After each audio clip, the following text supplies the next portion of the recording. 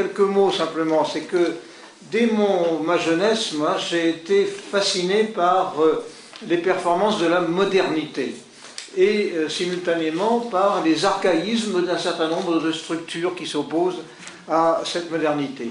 Par exemple, mon premier embarquement, comme en 1945, sur un bateau de construction américaine, j'ai découvert dans les notices d'exploitation destinées aux matelots, aux officiers mariniers des bateaux, des concepts scientifiques et techniques que j'ignorais complètement en lisant les brochettes, les brochures du radar, du sonar, des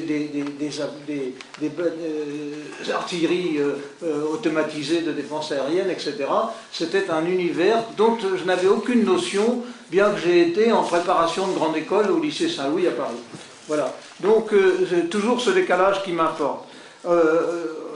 D'autre part, dans ma carrière de marine, j'ai eu la chance, 25 ans après, d'être au centre de prospective et d'évaluation. C'était une structure hors hiérarchie qui a réfléchi à la réalité, aux réalités de la stratégie de l'époque, qui a conçu et réalisé en grande partie le premier livre blanc sur la défense. Et là, j'ai eu la chance d'être chargé personnellement de la dimension économique et de la stratégie des moyens. Et donc, en créant ce qui s'est appelé le 3PB, planification, programmation, préparation du budget, essayer de coller avec ce qui s'est appelé à l'époque la rationalisation des choix budgétaires qu'on retrouve aujourd'hui avec la RGPP, etc.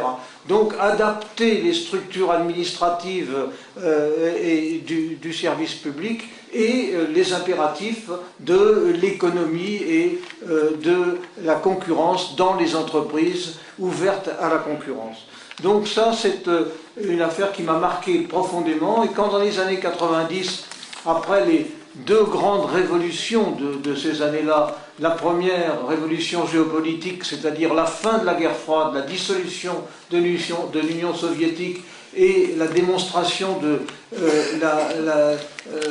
l'incapacité du système soviétique d'économie, eh bien, en même temps que cette révolution, il y a eu les conquêtes extraordinaires de la numérisation, de l'information numérisée, avec la démonstration faite par le président Clinton en particulier, qui, voyant qu'il n'y avait plus de frontières, a lancé ses entreprises et ses entrepreneurs à la conquête de tous les marchés du monde, en mettant à leur disposition les ressources informatiques et de renseignement de l'État, c'est-à-dire la CIA, la NSA et le FBI, qui se sont mis aux ordres, au service des entreprises privées.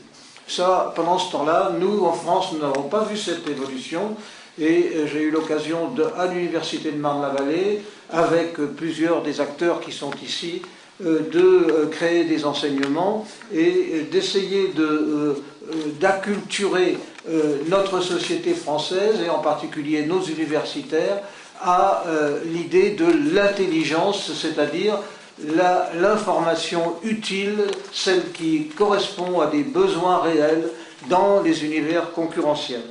Voilà, alors quelques années plus tard, Alain Juillet m'a demandé d'essayer de créer une fédération des professionnels de l'intelligence économique. Elle vit maintenant avec un autre président, parce que j'avais dit qu'à mon âge, je ne pouvais pas continuer au-delà de 18 mois. Bon, il y a plusieurs années sont passées depuis ce temps-là, mais l'idée de fédération demeure. C'est pas facile, parce que j'avais essayé de passer le message aux professionnels. Vous n'existerez que dans la mesure où vous apporterez à vos clients une valeur ajoutée et que vos clients en redemanderont parce qu'ils auront été contents de la valeur ajoutée de vos prestations. Ça, je pense que c'est tout à fait valable dans tous les milieux. C'est plus difficile à faire admettre dans les systèmes d'État où les choses sont un peu figées, où la notion d'objectif, de coût-efficacité, de coût-avantage, de tableau de bord est encore assez longue à passer dans les mœurs.